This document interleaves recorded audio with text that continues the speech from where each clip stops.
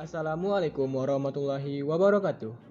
Kepemimpinan adalah suatu proses yang mempengaruhi orang lain untuk mendukung kita, atau kemampuan individu untuk mempengaruhi kelompok untuk menuju pencapaian tujuan yang tertentu. Setiap pemimpin pasti mempunyai tantangan yang berbeda-beda.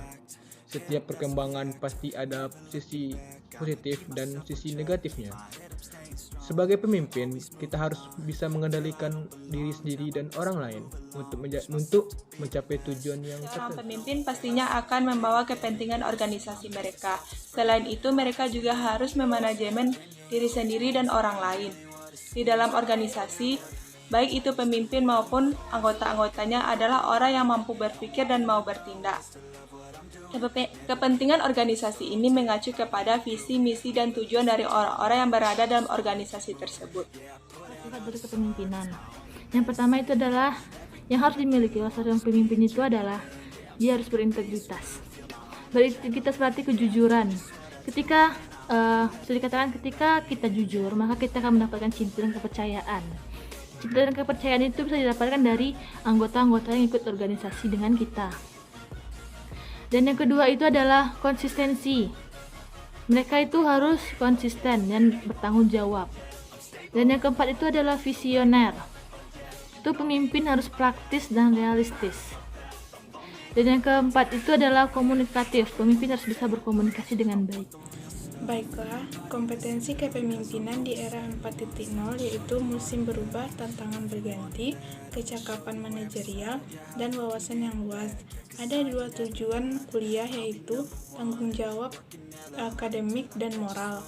Dan ada 3 yang ditawarkan oleh kampus untuk kita. Yang pertama kuliah, yang kedua organisasi, dan yang ketiga waktu. Nah, kita hanya dapat memilih 2 di antara yang 3 ini. Materi yang kedua yaitu dari Kak Harkansyah. Menjelaskan yang pertama itu tentang karakteristik sosial yang diartikan sebagai pembentukan. Pembentukan adalah proses, cara, atau perbuatan membentuk. Dalam hal ini, karakteristik sosial seseorang berkaitan dengan 4 hal. Yang pertama itu perilaku atau karakteristik orang di sekitarnya atau orang lain. Yang kedua itu proses kognitif. Yang ketiga faktor lingkungan. Dan yang keempat ada tata budaya.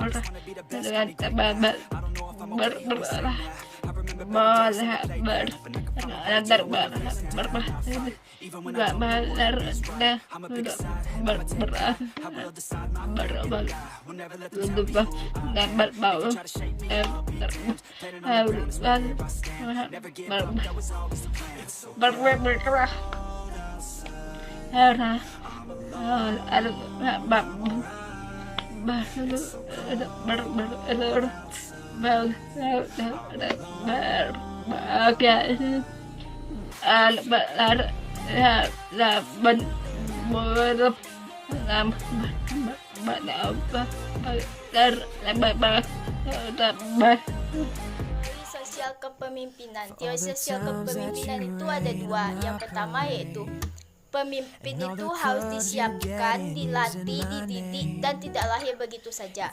Maksudnya di sini yaitu menjadi seorang pemimpin, kita harus menjadi seorang pemimpin itu melalui proses yang sangat panjang. Kita harus siap untuk dilatih, dididik secara Materi selanjutnya bagaimana membangun aksi sosial di dalam masyarakat.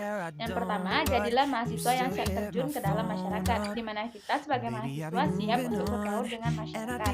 Yang kedua, melakukan pergerakan yang konsisten, yaitu konsisten dalam kegiatan dari awal sampai akhir dari kegiatan tersebut.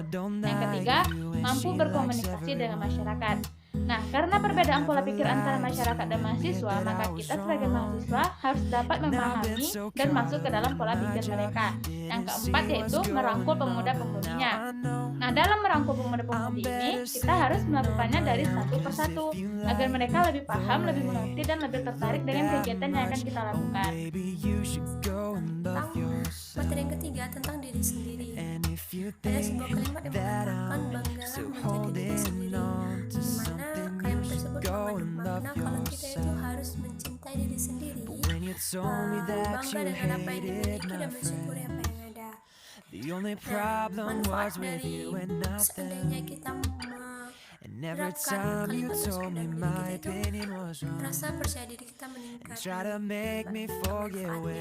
sehingga kita berani speak up di depan orang lain, berbicara dengan berani menunjukkan keunikan, mengekspresikan apa yang kita. Maka dari itu love yourself. Yaitu intinya adalah yakinlah kepada Allah karena tidak pernah salah dalam menciptakan apapun yang diciptakannya dan memiliki satu tujuan, dan kita harus bersyukur dalam menghadapi segala hal. Yang keempat yaitu pandanglah diri kita secara adil dan seimbang. Jangan pernah menganggap diri kita lebih tinggi karena itu akan membuat kita sombong dan membuat orang lain menjadi tidak suka terhadap kita.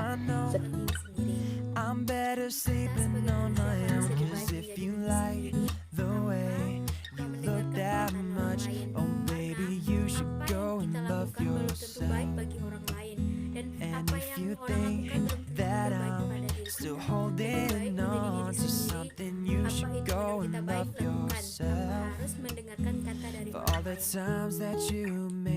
Itu dari saya, gugus 4, siap mensukseskan organisasi.